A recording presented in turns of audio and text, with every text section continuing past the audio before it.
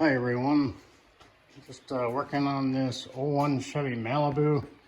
Complaint is the smell of gas.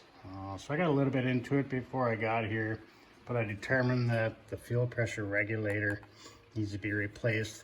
The diaphragm inside is shot, allowing gas to come through on the vacuum side of the fuel pressure regulator, basically allowing way too much gas into the engine. So forgive me, I'm going to have to piece this video together because I'm working on the car by myself and I'm doing the video by phone. But I'll start off disconnecting the battery. I'll come back and start taking things apart here. And I'll jump on and off here throughout the process. But just trying to help somebody if they ever run across this and they're looking on how to do it. Want to help them through. So I'll be back shortly. All right, everyone.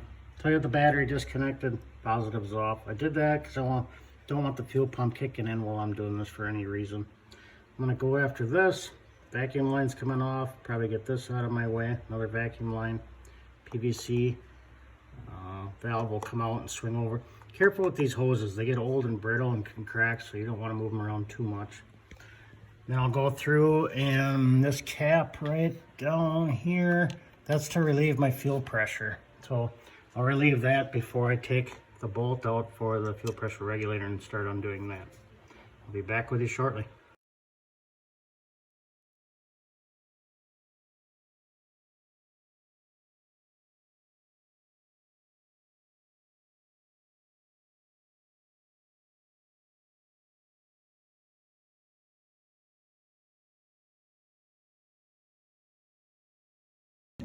All right, I'm back.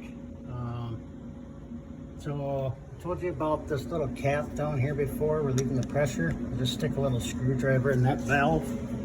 It's pretty hard to see.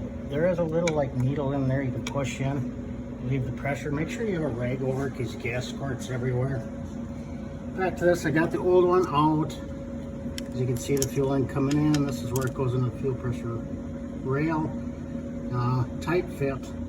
Didn't want to come out so great. You'll see I just got some things zip tied up out of the way, like the throttle and that hose, just to keep it out of my way so I can keep going. So I'll keep plugging away and I'll be right back again.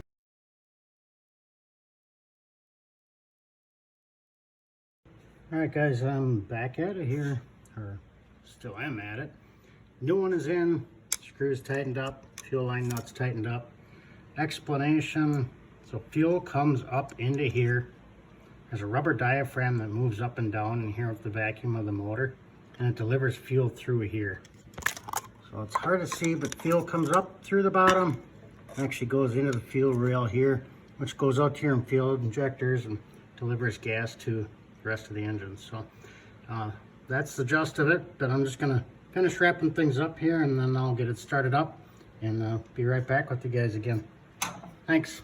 All right, I got everything put back together. Cap is back on the fuel pressure relief there.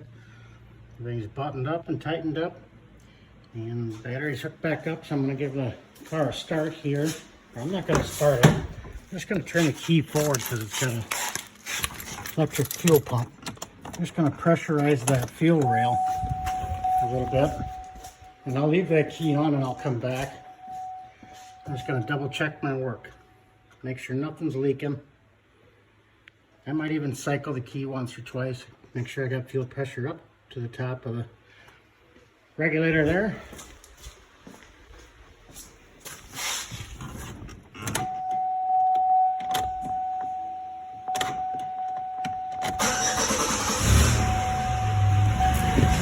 And it's alive.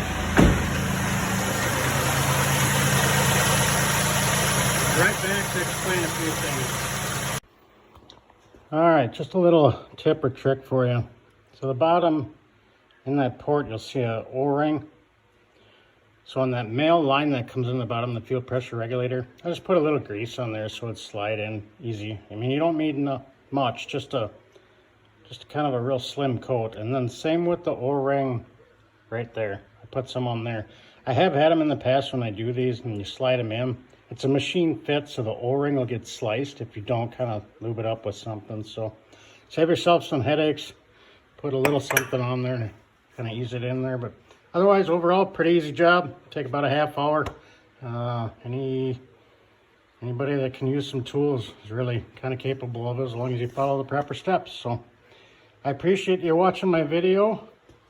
I know you could have watched others, but you're here watching this. So again, I appreciate it. Thanks.